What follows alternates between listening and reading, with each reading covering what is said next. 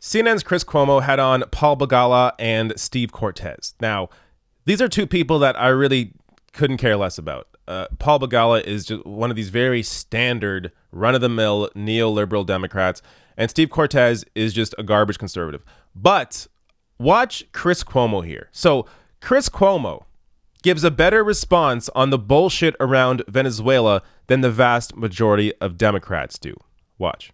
But illegal alien crime is 100% preventable in every single case. We just had over the weekend the arrest of an illegal alien who killed an elderly 80-year-old couple in Nevada. I mean, this is very real world pain that these people have to deal with. One of the tools to fight that kind of illegality and that kind of pain is a border wall. You apply That's what that law enforcement tells us they rationale need. to no other type of crime prevention in this country.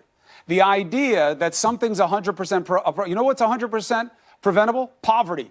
You know what's 100% preventable? Hunger in the richest country in the world. No urgency like that on those problems, though. You get people jobs. How is poverty 100% preventable? Because are you going to say socialism? You bring the economy up the way you said you were going to. Because take a look at Venezuela. Venezuela. Because that's a great strategy you got going there, right? You starve these countries of support. Then you create environments on the ground where they can blow up, and then you stand back and watch them burn. What are we going to do there now? What are we going to do in the triangle if he cuts aid to them? Come on, Steve. Look, blaming the United States for the problems of Central America. I'm not doing that. Don't spin me on my own show. I'm saying that cutting funding will only make it worse. I mean, Chris Cuomo, that was great.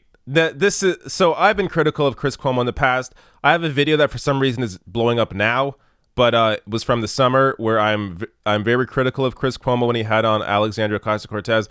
But this is Chris Cuomo with facts and knowledge and spitting it back in the faces of these dipshits. So before I even get to Venezuela, I gotta respond to this stupid ass Steve Cortez. Illegal alien crime is 100% preventable. More crime is committed per capita by natural born citizens in the U.S., American citizens, than immigrants, than either illegal immigrants or legal immigrants. So let me show you actual data on this from a libertarian, yes, a libertarian as in conservative, think tank, the Cato Institute.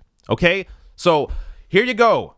Illegal immigrants are 47% less likely to be incarcerated than native-born citizens. Legal immigrants are 78% less likely to be incarcerated than natives.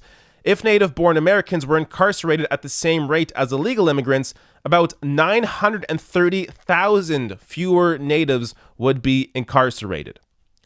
Now, you may look at these stats if you aren't aware of these. This is the first time you're seeing this and think, oh, but how is this possible? Use some common sense. If you come into a country illegally, why would you get yourself into trouble? If you want to stay in that country, you would want to stay out of trouble as much as possible so that you are not thrown out of the country. This should be common sense. So this idea that conservatives are so focused on illegal immigrant crime when it is so tiny by comparison to crime done by actual native-born Americans is absurd. This is all smoke and mirrors. This is all done to confuse you and distract you from actual real issues like the fact that your wages are too low or that you can't afford healthcare. So let me get now to Cuomo and Venezuela. So this I mean, I don't have much to say here because I did a whole 20-minute video on Venezuela yesterday. You can watch that. I'll link to it below or above. But Cuomo here on how poverty and hunger are 100% preventable. And that also is true. But again, it's one of these things where you have to work towards it. So if you actually want to eradicate poverty and hunger, you need steps taken like, I don't know, maybe higher taxes on the extreme wealthy and maybe put some more money into social programs and helping people that are born into poor families. This idea that if you are born into a poor family, you don't deserve to have healthcare because you can't afford it. I mean, how ridiculous is that? People's lives are dictated based on what zip code they are born into. Now, of course, there's going to be outliers. Yes, people make it out of the slums and make it into and are able to make something of themselves. Of course, that happens. But by and large, when you look at the actual data, it just makes sense. If you are born into a poor neighborhood, you are more likely to stay poor. It is harder to get out of your bracket. This is just fact. This is just normal. I mean, most people stay into whatever wealth bracket they are born into. If you're born middle class, you stay middle class. If you're born super wealthy, you stay wealthy because the money stays within the system. It stays within the family. That's how the system works. You don't act if you are super wealthy and you inherit millions of dollars, you don't actually have to try as hard as somebody who was born into a family that makes, say, $20,000 a year. There is a clear difference there, and it's completely based on luck. How does that make any sense? So Chris Cuomo, Venezuela, I haven't even mentioned yet. So the Venezuela thing. I mean, again, yeah, the sanctions. When the U.S.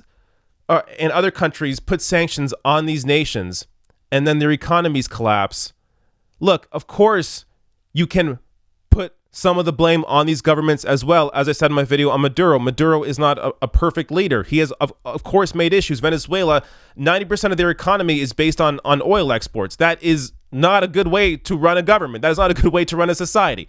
But understand that when the U.S. and other countries put sanctions on these countries and they collapse, that obviously adds to the problem and makes it much, much worse.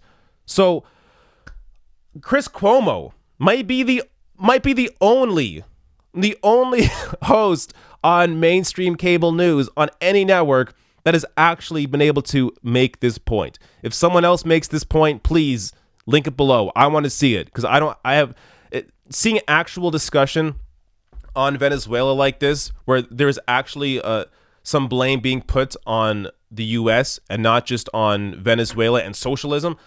I mean, it's rare to actually see this analysis, even if it's for 5 seconds on cable news.